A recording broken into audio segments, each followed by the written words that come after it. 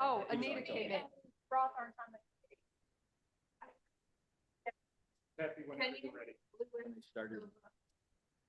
Oh, counted Tepe twice. Good morning, everybody. This is Vern Tepe, Vice Chair for the County Board. Calling to order the Kane County Human Services Committee. Mr. Surgis could not be here, and Mr. Linder is also not present. So Mr. Surgis has asked me to host the meeting. So with the assistance of Mr. Kenyon, we will see if we can move things along as well as possible.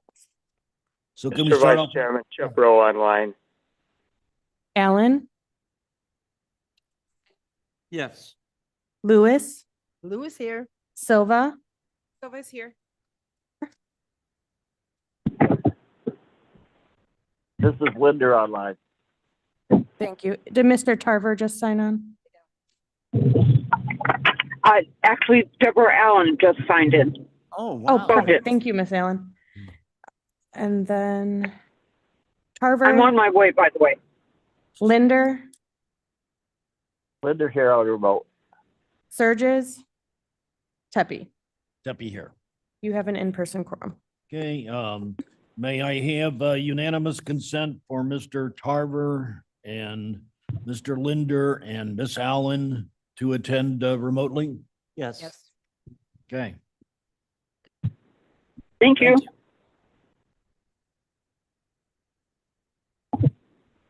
May I have a motion for the approval of minutes for February 14th? I ask for unanimous consent for the Okay, minutes. any objection? Seeing none, thank you. They are approved. I have no one that has signed up for public comment. That was a question. Okay. All right. So, Ms. Labrillo, may we start off with the monthly financial reports? The monthly financial reports are attached. If anyone has any questions, I'd be happy to answer them. Any questions? Okay, please proceed.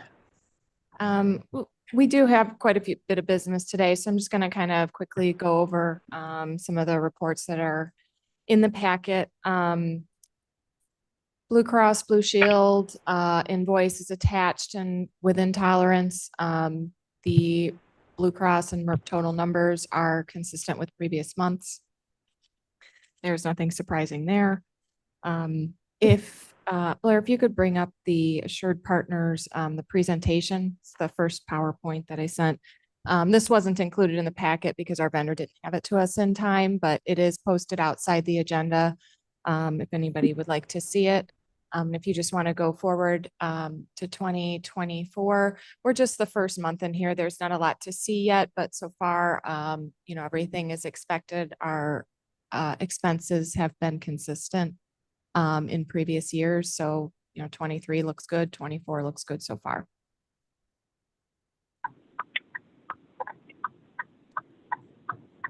On the monthly applicants and staff changes, again, nothing out of tolerance. Everything seems good, as well as the workers' comp and liability reports. Everything is trending as expected. I do have a presentation regarding risk management. That was something that the committee had previously asked for, so I'm going to just go through that really quick. 1 second.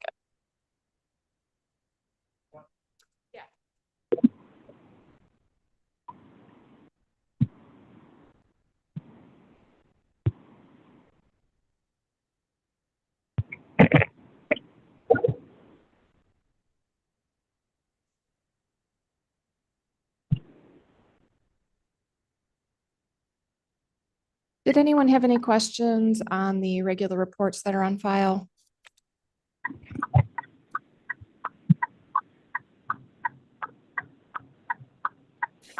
As we've been talking about in previous months, we've been looking at risk management and looking at the models in the other collar counties. All of them have staff or in some cases departments devoted to risk management. Risk management is just the eternal process of going through and analyzing loss exposures and conditions to ensure that we keep risk at a minimum in terms of potential claims and possibilities for loss. We currently do not have staff devoted to risk management. It's something that the HR department takes on in accordance with insurance. However, we have never had a risk management program, and I think it's something this county would greatly benefit from. Really the goal here is to be proactive rather than reactive. And the current process in Kane County is to be reactive to claims rather than proactive, and have a process to go out and review conditions and circumstances and prevent accidents before they happen. Ultimately, all of the things that what's risk management for? Risk management is to save money. It's to keep claims costs at a minimum. When we look at our claims, we're always going to have claims. Some things are completely unpreventable and some are very preventable. We have for a couple of years now kind of tried to keep a tab on what's preventable. So if you look at these numbers, this is just 2023, and we're looking at over $300,000 worth of very preventable claims. So really, all of the insurance and OSHA, they use the word incidents instead of accidents. Ultimately, that's because all accidents can be prevented with proper protocols. What we're looking at in terms of non-preventable is claims where another party is at fault. So if a driver ruins a guardrail and drives off, we have to fix that guardrail. There's nothing we can do about that because the county was not at fault. That also would include things like storm damage, where no one is at fault. Pretty much everything else is preventable. There can be lots of reasons for preventable accidents and incidents that a risk manager might be able to have an effect on. We did break it down by department as far as preventable versus non-preventable incidents and the associated claims. I think the sheriff's office is always going to be at the top of the list, particularly those non-preventables, and often involve car accidents involving chases or incidents where an offender has injured one of our deputies. Thankfully, the vast majority of our departments don't have any incidents. This is just 2023 that we're looking at. Things happen in just about every department. One of our biggest preventable accidents is car accidents. And that would be car accidents where the county driver is at fault in the accident. So we are proposing a risk manager position that would be included in the next budget cycle. So that would be something that we would propose and would be included in a budget going forward. I did generate a job description based on job descriptions that other counties are using for risk managers. And really, they would be going through and identifying the risks. One of the big things that I think would be helpful is having that experienced person that can walk the county properties and can make sure that they are safe, meeting compliance. They can review OSHA standards and make sure that all of our county departments and offices are maintaining their OSHA standards. And they can prepare reports for the board and help address those claims before they happen. As far as that position, it would be funded through the insurance liability fund, so it would not be a general fund position. And if you look just in 2023, very preventable claims well exceeded what we are proposing as a salary and benefit for a risk manager. So I did send out a job description for everybody to look at too, just to provide feedback if you have any. Again, this is all just draft. We would be including this in the next budget cycle so that we could plan for this position. I have a question. Who decides Yes, sir. preventable or not? So- Somebody that never gets out of their chair? We are doing that. We did that as a matter of, it's preventable if it was not committed by someone outside the county. For example, a car accident, if the other driver, the non-county driver is at fault, that would be non-preventable to us. We can't stop other people. They get in an accident in the county than anywhere else, the only way the idiots are driving now. Right. It only counts as preventable if our county driver violated a law or was considered at fault. I thought it was a humorous thing, preventable. Louis?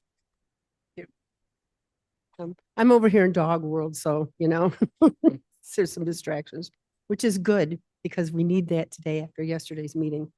We need the therapy dog. Anyway, I am a huge proponent of risk management, out in the, out in the private sector. All big companies or medium size have risk management teams. And I think one of the advantages is they don't just look at preventable, but they look at our whole overall thing. And I've seen when we've had good risk management teams, they've also increased morale because they've come around and workers feel safer because they've got somebody that's going to walk through their department and say, hey, this doesn't look right. This doesn't look right. We should, fix the covers, so people don't trip. They worry more about there's more visibility on the falls and trips. So I'm all for it for that thing, but I do have a question. Have we talked to the sheriff's office at all about this? Because obviously our biggest buck savings are going to come from his area. Again, I think the sheriff will always have a large number of unpreventable claims. There's simply nothing we can do about them. It's the nature of the work they do. As far as the preventable claims, a lot of those occur in training. And, that's something that, we don't have a risk management program for me to address with them, other than we do currently, as a part of our claims process, review those claims. And if we see something that we believe should be corrected, then we reach out to their staff and say, this is something you might want to review to prevent future accidents. But again, that's reactive, not proactive. Right. So, but we haven't had actual conversation with him. Other than addressing specific incidents when they come across, as, in terms of, hey, can you correct this issue? So that's about all we have done. So we've mentioned to their human resources person a couple of times that, we're noticing this, but nothing formal. Because I think that big bang for the buck would be to have his buy-in from the very onset of this because of the fact that there is so much potential there. Mr. Roth? Rother, Jamie, on your presentation, page 5, where you broke it out by department, there's a huge jump in transportation. Went from 8 to 36. Now it's unpreventable. Has anyone looked at the cause of that? So those are primarily incidents like damage to guardrails, light poles, and other things where that are hit and run. So somebody hit it. It wasn't our department. Hitting Was it. not our department. Okay. It was caused by someone else. Are we able to get reimbursement from those?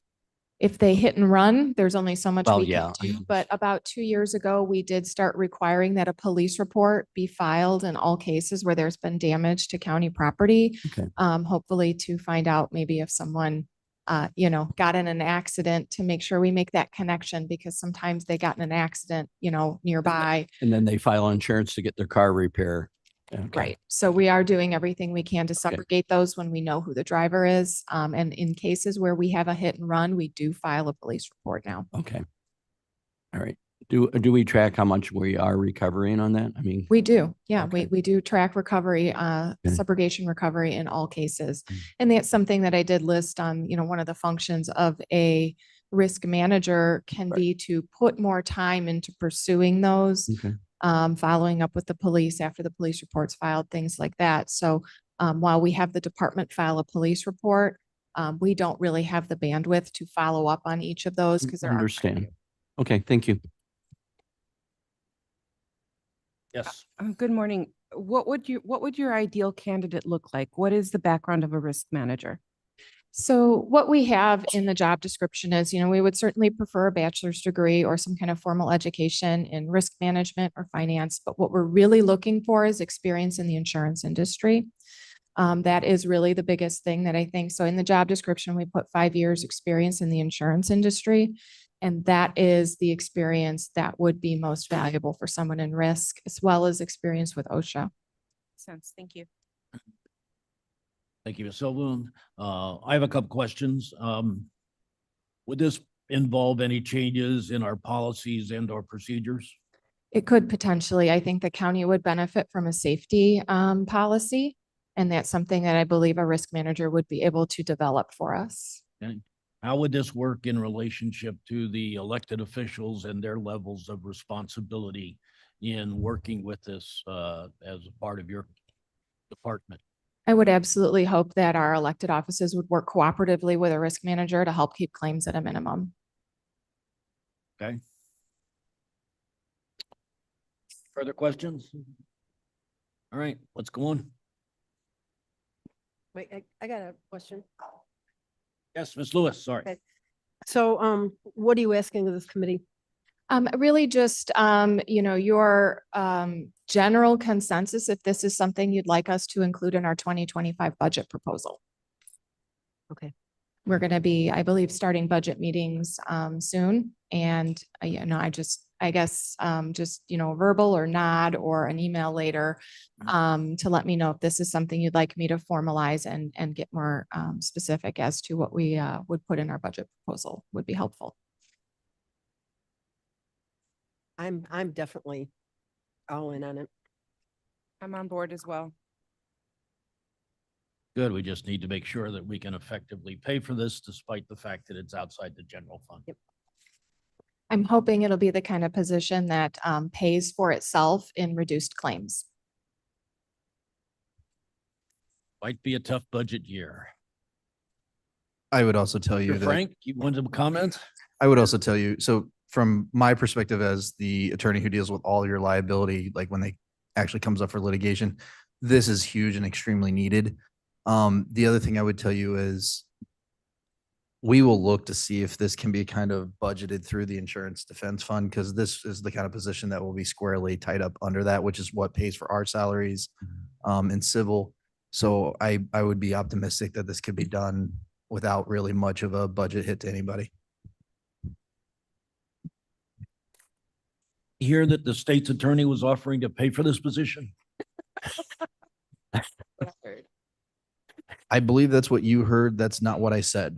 Got that problem here. What you say? It will be measurable, right? I mean, we'll know from, Absolutely. And then So- we would have more regular risk management type reporting to the board, as that would be a function of this position. Right. so we'll know fairly quickly if it's working.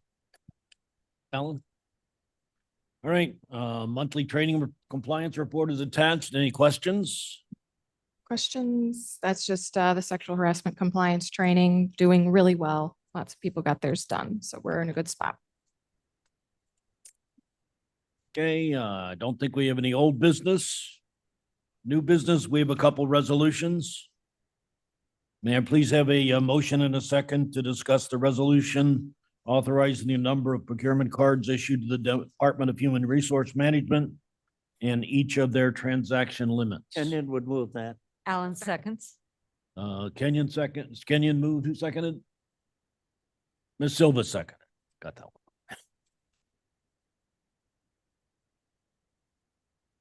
Did you wish to present it? Yeah. Certainly, this is required by the Finance Department annually to approve our purchasing card holder and the annual limit, which is attached. If there are any questions, I'd be happy to answer them.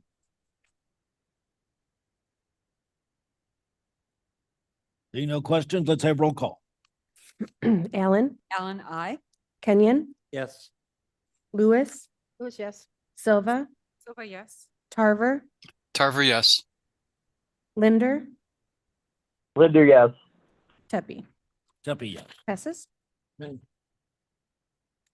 May I please have a motion and a second to discuss the resolution authorizing a full-time operations manager for the Office of Emergency Management and associated budget adjustment? Kenyon would move that. Moved by Mr. Kenyon, Lewis Allen will second. seconded by Miss Allen. Actually by Ms. Lewis. It's okay. Seconded by Miss Allen and Miss Lewis. Good, the team. This is the first new headcount position that's kind of going through our new compensation policy. This first step is to approve the job description and grading that was done by the Human Resources Department. So I met with Scott Bezecki, the Director of Emergency Management, and we worked together in development of this job description, grading the position and setting the associated range. That information is now included in the resolution so that it is approved by Human Services before it is reviewed by Judicial and Public Safety, who will approve that the position is necessary. So the information is attached, but we're all kind of feeling this process out from the beginning. So are there questions associated for me or any other information? Mr. Bezecki is here as well, if anyone would have any questions for him. Miss Allen? Am I correct? Am I correct that that was the structure we did have? A chief official and a deputy official for a long time. And then when we changed our directors, then that second position seemed to become a part-time position. And so we're basically restoring the structure to what it was. Close. There was a part-time position that was in place that this would be converting to a full-time, but it is a different position. There is a deputy, John Menching is still the deputy director over there. So that position isn't changing. This was a different position. It was budgeted to be full-time while we were going through a transition, and that never happened, and it got pulled from the budget in 24.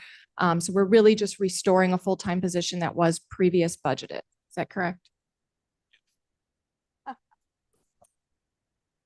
The full-time position was in the 23 budget. So when we were in the process of changing directors, I think the plan was that it was going to be made full-time during 23 sometime. But they didn't do it, thinking that the director position would be filled faster. When I started last October, it was already too late. It was removed from the 24 budget. And then I needed time to kind of take a look around and came to the realization that is definitely a need. And that's how we got to this point. I think it's fair to say we always ask our full-time people and our part-time people to do more than they can probably do. Absolutely. Miss Allen? I'm sorry. Lewis? Miss Lewis? I'm like, do I have to give my question to Deb? to You can answer? second it. Okay, I could do that. So this is not a budgeted position, so you're asking Correct. to add, Correct. So I guess my rationale for this is if I had started during last year's budget process would have been something I was asking for, given that when I came in and the state of the department and all of the other needs. That's why I'm asking for it now, because I think it is a critical position. And I think that the risk of waiting until the next budget process leaves us with an opening. Like the big thing is severe weather. We really saw the not having a full-time person that was available when we had the big snow events and the recent tornadoes. The person that's in the part-time position was at their other job and not available. Additionally, our part-timer or our volunteers put in about 11,000 hours per year. My feeling is there needs to be more direct supervision of that. And that's really what this position is. The part-time position is doing that. They just can't, they basically work one day a week. They work Wednesday evenings, they meet with people, but there are times when they need to get on things faster than that and also be available to respond to calls in the middle of the night, whenever it is. And currently it's John Menching or I that are responding to that. And we're just having trouble getting to those issues that need to be addressed because we're typically working on higher level things. but we'll keep the part-time position and. the No, full-time? no, we will, the part-time position will go away. So the money that's in the budget that is already to fund that part-time position will be applied to this. So we're going from 5.25 full-time equivalent to 6. That's the change. So you're really adding a half of employee, Yes. those half of employees. All right. All right, Tepe here. I want to go on record. I will be opposing this and any other measure that comes forth to this board that is looking to be funded from reserves. We have funded too much from reserves already this year. I think anything that's going to be further funded from reserves really needs to be scrutinized. And unfortunately, I think it's time for this board to start looking seriously at not only what's going to happen with this year's budget, but also any new additions for 2024. So I will be voting against this, and I will be encouraging everybody else to vote against this. Sorry for doing this from the chair, but this is something that I've stated earlier. We need to really, really stop saying yes to everything and begin looking at the fact that if we're not going to fund something in some kind of an effective manner that can be continued, we cannot continue to deplete our reserves. So any other questions or comments? Ms. Al? Just to, my Alzheimer's kicks in. How many people are currently funded in this department? 5.2. 5.25, I'm sorry? 5.25. The 0.25 is the part-timer. So you're going to 0.75 higher. Right. Which is 46,000. You shouldn't split hairs. Ms. Silva? You don't have enough. Good morning again, Chair. Your argument is extremely compelling, and I tend to agree with a lot of what you're saying. However, I'm thinking about being in favor of this in committee so that it can move on, so we can discuss as a full board, because I think this is a very important topic that you bring up. So. Thank you. Any other questions? Let's call the vote. Roll call, please. Allen, With respect, yes. Kenyon, Yes. Lewis, Lewis, yes. Silva, Silva, yes. Tarver, Tarver, yes. Tepe. Tepe, no. Oh, I'm sorry, and Linder. Linder, yes. Passes with 1 no. Okay, may I have a motion and a second to discuss a resolution, amending resolution 23-518, approving the Kane County per diem meal rates for calendar year 2024. Can you remove that? Kenyon moves. Silva, Tar- seconds. Ms. Lewis seconds. Thank you, thank you. Not Alan.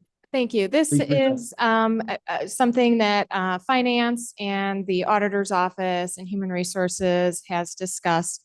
Annually, you're probably familiar with the fact that each fall, at the auditor's recommendation, the Human Services Committee approves a per diem meal amount. And after conversations with Finance, the term per diem has caused some confusion among staff. The term is in the IRS and often in the business world is used to mean receipts are not required. You just take that dollar amount. However, the county does require receipts, and we do reimburse actual expenses. And what we were referring to as a per diem was a maximum meal reimbursement. So with the need to address some meetings policies going forward, we wanted to make this correction so that we can change the terminology going forward from per diem to the maximum meal reimbursement amount. That way, we're making clear to everyone that what that figure is the maximum amount that an employee can take for a reimbursement of a meal. Happy? Mr. Kenyon. How much has this increased over last year or last time you? I'll let the auditor answer that because she actually determines those rates based on her own research. This is an IRS rate. So we're not looking to change, this is not a discussion to change the current rate. This is just a discussion to change the terminology. So the rate for 2024 is the same as 2023. The maximum daily reimbursement amount is $64.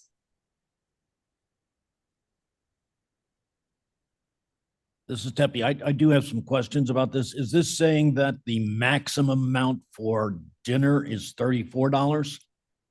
That is the current policy, correct? And We can. beat as that. opposed to the, I mean, if I were to read this, it's the maximum amount is $64 a day. And then you've got amounts for lunch, dinner, and breakfast. If I choose not to eat lunch, may I use that amount on dinner? You have the ability to submit receipts for breakfast, lunch, and dinner, provided they don't exceed the dollar amount that's been allotted. If you choose not to eat lunch, you wouldn't have a receipt, so there wouldn't be a reimbursement. Or at your dinner, get a separate receipt for dessert, I'm sorry, Mr. Roth, what are you saying? saying you, I still can't hear I'm you. sorry, Roth, you can get a separate receipt for dessert. I understood you. I still don't feel I've gotten an answer to my question. If I said, if I submitted a receipt of $64 for dinner and did not submit a receipt for breakfast or lunch, would I be reimbursed $64? No, you would not. You would be reimbursed the maximum of $34.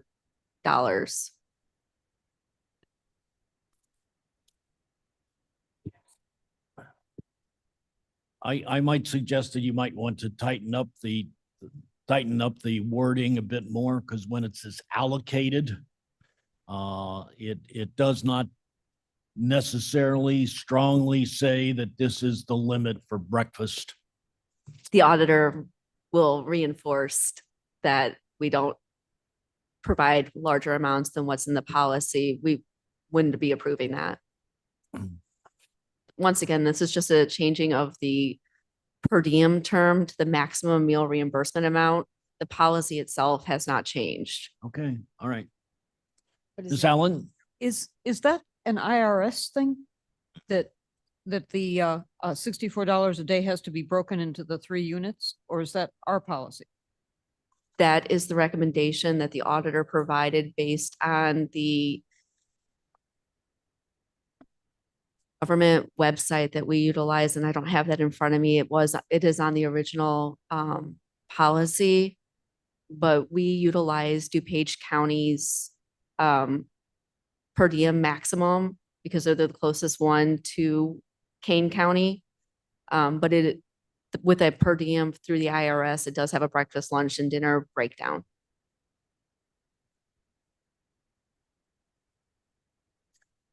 Ms. Lewis. Anita Lewis here. So I would like between you and the state's attorney, if you could investigate if we could legally change it to $64 per day.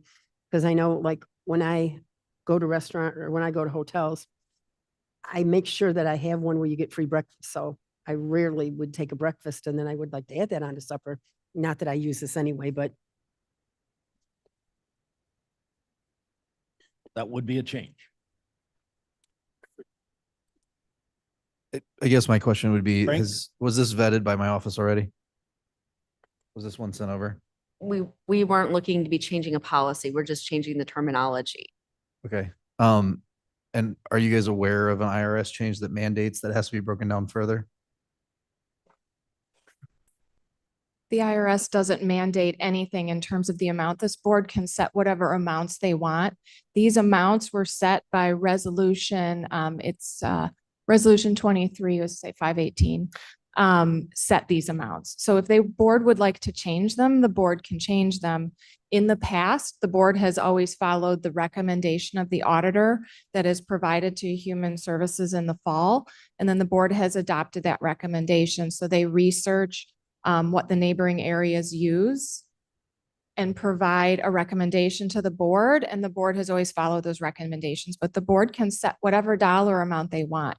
Please note that this resolution, the therefore, if you read that, only replaces the term per diem with the term maximum meal reimbursement amount for clarity of the language. So these amounts are not being set by this resolution. They were set by resolution 23-518 last fall. And if the board would like to review those rates again, I'm sure they can direct the auditor in any way they'd like to provide any additional research for them to make a different decision on amounts. So to answer your question, it sounds like there's no actual mandate. This would be purely policy. And All right. can I? Yes. Can I say something additionally? One of the reasons that we do recommend it being broken out is because if someone goes to a conference or a meeting and that meal there is a meal included in that conference registration, they are not allowed to be reimbursed for that. So the breakdown is really imperative to make sure that we are only providing what we're required to provide. So there'll be events where someone will go and a dinner will already be included. And if that person chooses to not eat the dinner that is provided by that conference, they don't get reimbursement from it. They have to pay out of pocket for that meal if it's outside the conference. So if we start taking away the separation, we won't have a clear way of letting employees know what they are entitled to. I would like to go ahead and vote on this because of the language. And then I would like this policy reviewed at a different time. Because I do think there might be some discussion here that maybe we're not doing what our employees would like to see. Are you making a motion to table this item? I am making a motion to approve this because it's just the language. And then I'm asking the committee to actually look back at the amounts at a later date. Okay. So are we ready for roll call? Roll call, please. Allen, Ellen, I. Kenyon, Yes. Lewis, Lewis, yes. Silva, Yes. Tarver, Tarver, yes. Linder, Linder, yes. Tepe. Steffi, yes. Passes. Okay, then we have an item up here of the sick leave donation policy. If I'm sick, can I give somebody that day? This is something that was brought up as something that someone would like to see happen. Essentially, we do not have a policy for sick leave donation. So I reviewed a few policies that some other areas have, and I polled all of our department heads to kind of get their thoughts. And I just collected some of that feedback. And what I'm looking for here, this is just a draft. It's not up for a vote today, but just feedback from this committee if this is a policy you'd like to move forward with. It has pros and cons. There's a lot associated with it. Among the questions I would like answered is what type of time could one person donate to another? In thinking about it, I believe sick and vacation could be eligible for donation, but not the extended illness leave. Part of the reason for that is that extended illness leave is not paid out to the staff when they terminate. It's a staff that the county gives an extremely generous amount at 12 days per year, and it accumulates up to 1 year of saved time. And that is more of a disability, short-term disability insurance that is an accrued benefit to the employee rather than being an actual PTO leave, since it is a restricted reserve bank. However, employees' vacation as well as their sick personal time that is granted annually has value to the employee that they could then donate to another employee. So my recommendation on that would be to have those 2 times available for donation. And that is what is the draft, I believe, only references sick, but I think vacation would also be something that they should be able to donate. Another question that we need to ask is when can it be used? This policy has that it would be on a leave that is already approved by their department head. And I think that's an important stipulation to ensure that we do not have employees gathering time and then taking leave that is not approved by their department. So if that leave is approved by their department head, then that department head has made a determination that we can accommodate the absence. Then the only issue is how they are paid for that absence. And I think the donation would be acceptable. Possibilities, and that's what I have written into here. One possibility would be you could do it for FMLA reasons only. You could do it for the 12 weeks of FMLA. You could do it for family members or the employee's own illness. There's a lot of options there. Again, my recommendation in reviewing this and talking with others is that any leave that is approved by the department would be suitable for that. Yes, Ms. Silva. Wow, I really appreciate and I love that we're looking at this for the benefit of our employees. I would like to ask you, this seems to me like it would create a lot of work for your department who's already short-staffed and you do so much already. This seems like something that, why would we offer this? Is this standard out there? Are we trying to be more competitive? Because it just seems like we're opening up something that I haven't heard from staff is something that they're, really needing, but I'm not in the same position you are. So I'm wondering if you have.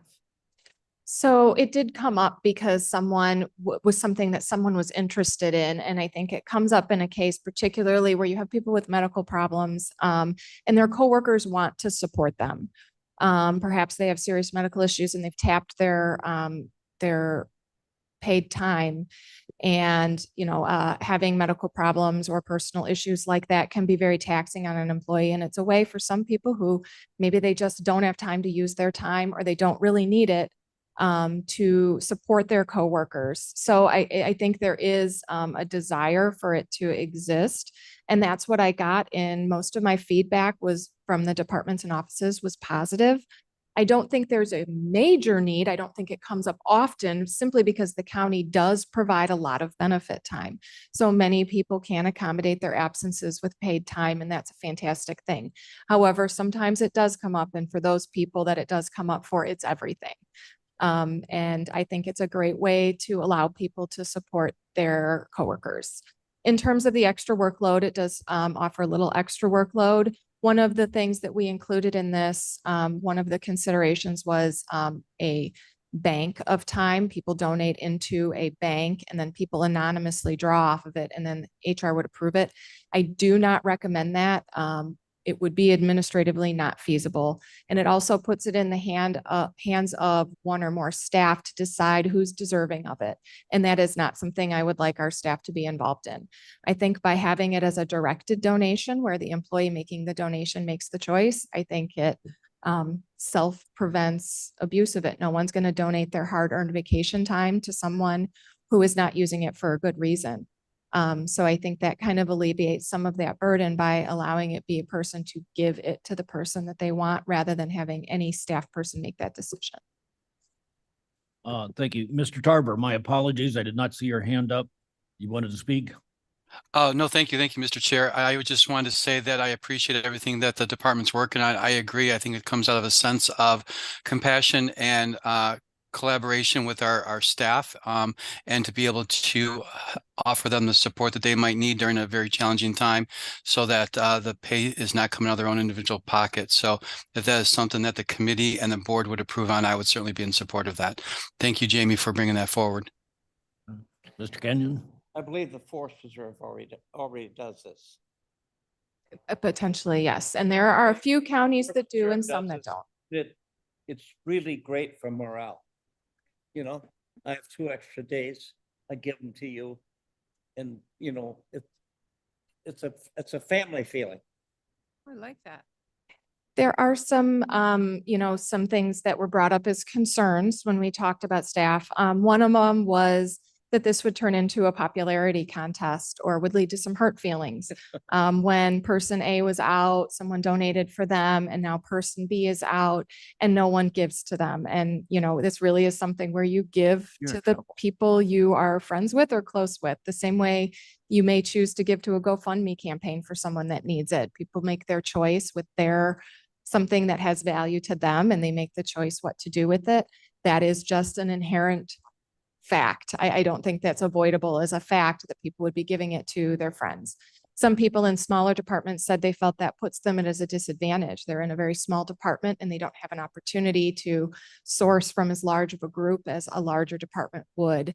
Again, I don't know that that puts them as a disadvantage. It's again, if you are running a GoFundMe and you have a really big circle of friends and family, you're likely to have more success.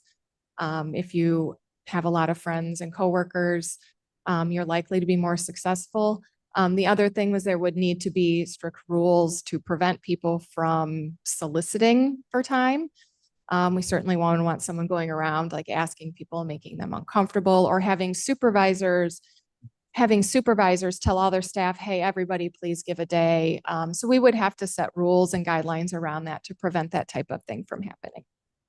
That's all we have. one. So there, it does complicate things. It does add administrative work. Among some of the, things that we've included in this draft policy, donated time would be donated up to the amount of leave that's already approved. And if for some reason someone didn't need it, they came back early, that time would be forfeited.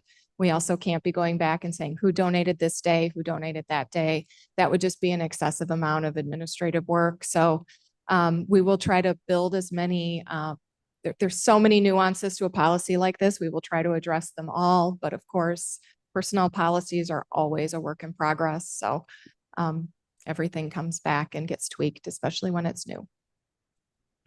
Are you looking for advice or consensus or? I'm looking for if anyone has feedback, the way this is written, like, for example, if you'd like to see different times included, or you'd like to see different leaves included. If you have any feedback, please send it to me. If I can just get general consensus, if this is something you'd like to see in resolution form for vote next month, then I will work this month on refining it, getting it vetted, and try to have it for you for a vote in a future meeting. Linda here. Oh, yes, Mr. Frank. That's it, Frank. We are also looking to just make sure this crosses all T's and dots all I's. I don't think anything that we're going to have is going to be something that can't be overcome. But just trying to make sure it complies with retirement, stuff like that. I don't think it should be too much of an issue. I will say as an employee, as well as a supervisor, I would tell you that this would be very well liked, just as an additional voice to be added to this. So Yeah, so just my concern is, can your department handle it? Because you're already, but I hear you saying that this is something that you can handle. So wonderful. I love the feedback and I would be in favor. Thank you. okay, Mr. Chair, Linda. Mr. Tarver, Linder. Mr. Linder first and then Mr. Tarver. Thank you. Mr. Linder. Yeah, I have quite a bit of experience with this when I bargained contracts in school districts. And the general thing that I've seen is that people contribute to a sick leave bank, regardless of who might receive it. And then there'd be some form of a committee that makes some decisions within policy for using that bank. But contributing to specific individuals, I think, leaves us open to some sort of discrimination charges and so forth. I would oppose that. Okay, Mr. Tarver. Thank you, Mr. Chair. I agree. I think I support the process moving forward to go ahead and put a resolution together, run it past the state's attorney, kind of vet it and bring it back to the committee. I think that's a great idea. All right, thank you. Why don't we move on? All right. I did want to, since we do have plenty of time, I did want the committee's opinion as well as some possible changes to our health plan. We are looking at, every year we meet with our broker and we talk about our health plan and we come up with an action plan to help improve our benefit offerings to our employees. We have a couple of changes that have come to mind that I think would be good. And I discussed them with our broker and Blue Cross, and they agree that these are changes that they feel would be beneficial to our plan. The first one would be to combine the union and non-union plans. There are actually very minimal differences between the union and non-union plans, and the biggest of those being the emergency room deductible at $250 for the union plan, $500 for the non-union plans. Other than that, it's almost no difference at all. The out-of-pocket max for the PPO is $250 lower in the union. So it's $2,750 instead of $3,000. Again, that's a minimal change that I think would impact very little. The ER copay would have the bigger impact. But again, I had some feedback last year with some people that said they had heard that the copay was higher for union and they didn't think that was appropriate. And they'd like us to look at changing that anyway for consistency. Because of the change, there is a small cost difference, making the non-union plan a little less expensive. Again, it's minimal. It's a few dollars different for what I really think is a good change. I think the amount of money that it would cost to make that change would greatly be saved in the administrative expenses associated with maintaining 6 plans instead of 3 plans. It's just a lot of extra work. It's a lot of tracking. If someone changes from a union to non-union job, they have to switch plans with provisions. And I think this is more fair to our employees to give them all the same health plan. Right now, we offer a Sun Life plan to the non-union employees in an effort to make up for the difference in the plan. You could eliminate that if you were no longer offering a different plan, or you could offer it to everyone. It's not incredibly expensive. So that's something we could, depending on how you'd like to see it, either offer that life insurance benefit to everyone or eliminate it completely to make up for the cost difference. Either way, I think that the benefits associated with the reduction, which would not be a union bargaining issue because no changes would be made to the union plan, we would be moving the non-union staff into a provision, the exact same plan as the unions are already in.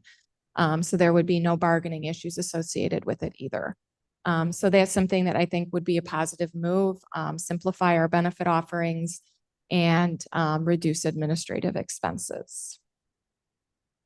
So I would just like feedback if anyone has questions or comments on if they think that's a good move. They think it's a bad move, if they're not interested, so that I can move forward with getting that structure for when we present health insurance this year.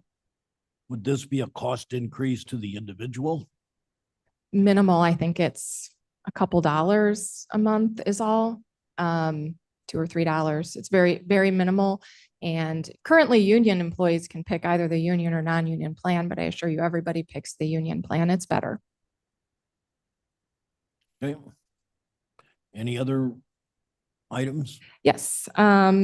One of the things we would also like to pursue right now, we have a PPO and 2 HMOs, HMO Blue Advantage and HMO Illinois. We would like to begin phasing out the HMO Illinois plan.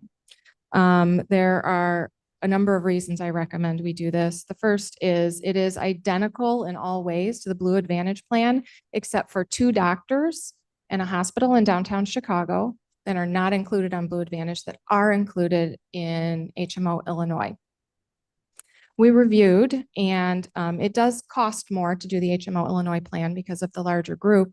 And I looked and we have 171 individuals on HMO Illinois, and only 2 of those individuals have ever used one of the doctors in the expanded group, which means those people are needlessly paying more for their insurance. And I think the reason is a bit of a choice paralysis, right? You've got all these plans in front of you and you think that it's probably a better plan because it costs a little more, or you hear it has a larger network and without looking to see if the doctors you choose are in that network, you choose it.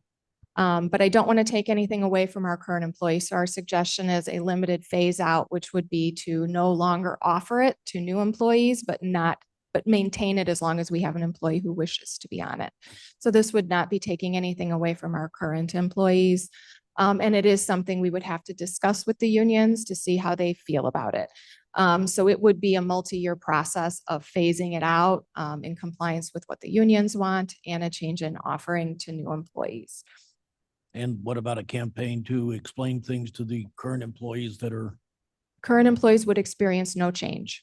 I mean, we would certainly explain it and we would go on a campaign to make them understand and hopefully opt out of it for the ones that aren't using it. So we do have the list of people who are on it but have never used it.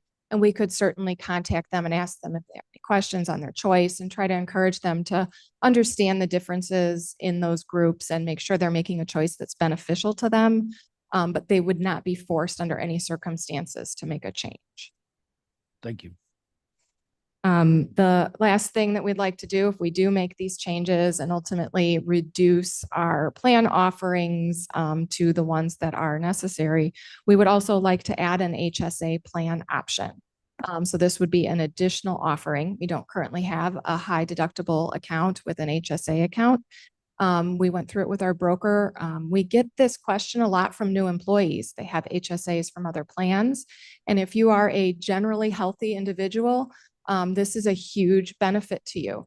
Doesn't really cost the county more. It would be about a wash as far as employees would be given a high deductible account and the county would put money in an HSA account for them annually. And your generally healthy people could then take these healthy years and they could establish an account that would be for their health expenses going forward that would roll from year to year, unlike our current FSA. And they would be able to use any money that they don't spend on their health expenses for retirement someday. And it gives them an option to add their own tax deferred money into this health savings account, which is a great benefit, and it's portable. The account belongs to the employee. So if they move to a different employer, they take that account with them. Unlike our current FSA, which is tied to us. If they stop being employed by us, they lose access to that account. So there's a lot of benefits. Again, this would be an additional offering. We would not be reducing any of the offerings to the employees who want to stay on the traditional plans. Both the PPO and HMO traditional plans would still be available, but the cost of this plan is estimated at being low, like the HMO, but with the flexibility of a PPO. Nearly 50% of our insurance participants access less than $1,000 a year in their benefits. So they are not, a good portion of people they're not tapping into that. They would easily be covered by the amount that the county would put in an HSA account, and it would be to their advantage. So again, if you have any feedback for me, I'd love to hear it. Feel free to email me, or if you have any comments here or questions you'd like to ask, those are the changes I would like to pursue in this year. Ms. Lewis, did you want to comment? No, I just think it's a great idea. Okay. Just saw your hand signal. I wanted to make sure you weren't. Okay. Mr. Tarver, you still have your hand up? My apologies, Mr. Chair, never removed it. No questions. Okay. Mr. Roth, I'll just make a you comment. have your hand up. Yes, I did have my hand up. Roth here. I've been exposed to this with other companies and it's a huge thing. It mainly helps young employees. Us old folks, we don't have the time to build up the cash flow. But for young ones, I think it's a good benefit that will help us maybe with the retention rate. Because a lot of companies are offering. Yes, and I think it's a draw for new employees, like you said, the younger employees, people in very good health that aren't currently needing to tap their insurance a lot. It's an amazing opportunity. And we do have new employees that ask about it. They have accounts already built up from their previous employer that they'd like to keep, and they can't contribute to it if they are not on a high deductible plan. So And they can transfer that dollars into that account. So Absolutely, it helps yes. them. Okay, thank you. Thank you. Okay. That's it. That is everything I've got. All right. May I ask for unanimous consent to put reports on file? So be it. Mr. Kenyon? And Mr. Kenyon? I had looked for a better showing today, but you did finish on time. And that's better than the past meetings. So I move we adjourn. Thank you. 10 o'clock. You want a roll call? Oh, All in favor? Aye. Hi. want to stay? All right, time for the next meeting.